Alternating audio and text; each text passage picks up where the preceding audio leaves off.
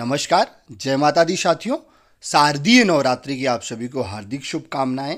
माता रानी आप सबकी मनोवांछित इच्छाओं की पूर्ति करे, इसी कामना के साथ आज की वीडियो को हम शुरू करते हैं। आज की वीडियो में हम जानेंगे हमें किन 11 बातों का ध्यान रखना चाहिए। अगर ये गलती हम 11 गलतियां करते हैं तो माता हमसे रुष्ट हो जाती हैं, अप्रसन्न हो जाती हैं। शारदीय नवरात्रि का प्रारंभ इस साल 15 अक्टूबर से होगा, जो कि 24 अक्टूबर को दशहरे के दिन समापन होगा। नवरात्रि के समय माँ दुर्गा के 9 स्वरूपों की आराधना की जाती है।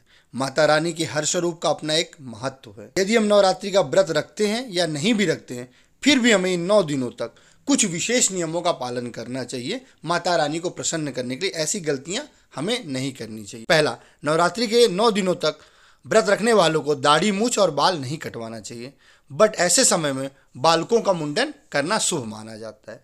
नवरात्रि के समय नाखून काटना भी वर्जित है। हमें नवरात्रि के पहले नाखून काट लेना चाहिए। तीसरा, हमें नवरात्रि का व्रत एक सात्विक व्रत है। ऐसे में हमें तामसिक भोजन जैसे लहसुन, प्याज, मांस, मदिरा का सेवन नहीं करना चाहिए। नवरात्रि के समय कुछ लोग क्या करते हैं, अपना प्यास बुझाने के लिए, भूख कम करने के लिए तंबाकू, गुटखे आदि का सेवन करते हैं। ऐसे समय में तंबाकू, गुटखे आदि का सेवन करने से हमारा व्रत खंडित होता है और इनका भी सेवन नहीं करना चाहिए। पांचवा, नवरात्रि के समय हमें ब्रह्मचर्य के नियम का पालन करना चाहिए। शारीरिक संबंध बनाने से परहेज करना चाहिए। छठवां, अगर संभव हो नवरात्रि के दौरान व्रत रखने वाले लोगों को बेल्ट, जूते, चप्पल, बैग जैसे चमड़ों की वस्तुओं को यूज नहीं करना चाहिए। सातवां, नवरात्रि के समय अगर आप घर में कलश स्थापना कर रहे हैं, अखंड ज्योति जला रहे हैं, तो घर को खाली छोड़कर नहीं जाना चाहिए।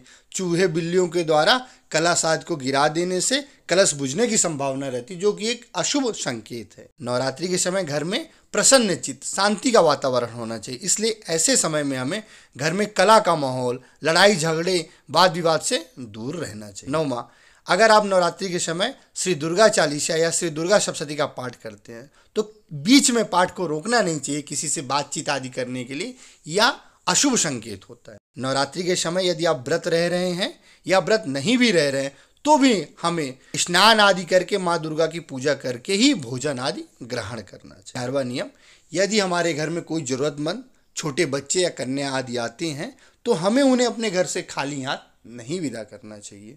उन्हें प्रसन्न करके घर से विदा करने चाहिए। उनकी प्रसन्नता से माता की प्रसन्नता होती है।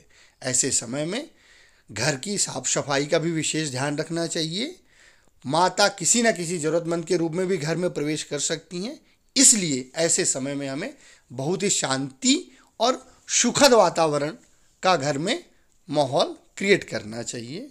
हो सके तो ऐसे समय में मुंह से अपशब्द, गाली गलौज, झूठ का भी प्रयोग नहीं करना चाहिए। अंत तक हमारे साथ बने रहने के लिए बहुत बहुत धन्यवाद। ऐसी अन्य जानकारियों के लिए हमारे चैनल को सब्सक्राइब करें। Thank you.